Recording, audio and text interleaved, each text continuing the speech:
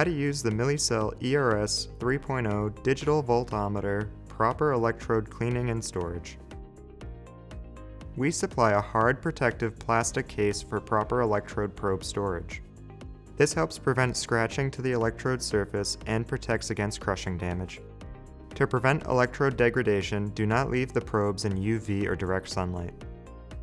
Under no circumstances should this be autoclaved, the electronics will die. To prevent the digital LCD display from darkening, do not leave the instrument in UV or direct sunlight.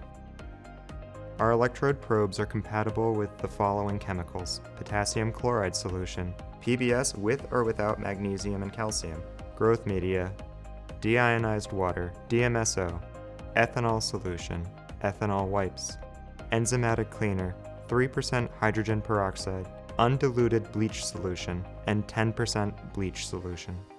The recommended electrode cleaning procedure is as follows. Typically 70% ethanol alcohol is used to clean the electrode. Allow it to air dry, then rinse it in PBS before use with cell cultures.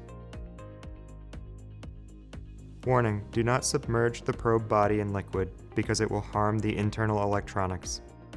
To execute proper enzymatic cleaning, begin by rinsing the electrodes with Millicell water or distilled water. Next, make a 1% solution of enzymatic cleaner detergent and suspend the electrode tips in the solution, with the exposed electrode surfaces fully immersed. If desired, gently brush the electrode surfaces with a soft brush. If the electrode is not cleaned routinely, soak time is 12 hours. If the electrode is cleaned on a weekly cleaning schedule, soak time is 30 to 60 minutes. If the electrode is cleaned daily, soak time is 5 minutes. Lastly, rinse the probe with Millicell water and allow to air dry.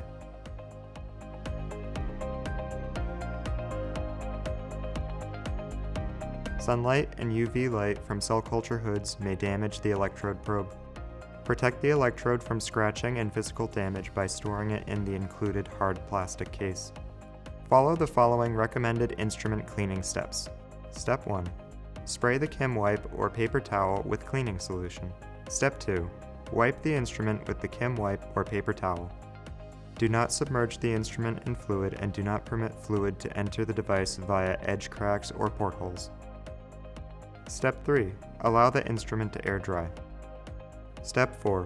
Place the instrument in the hood or put it away for safe storage.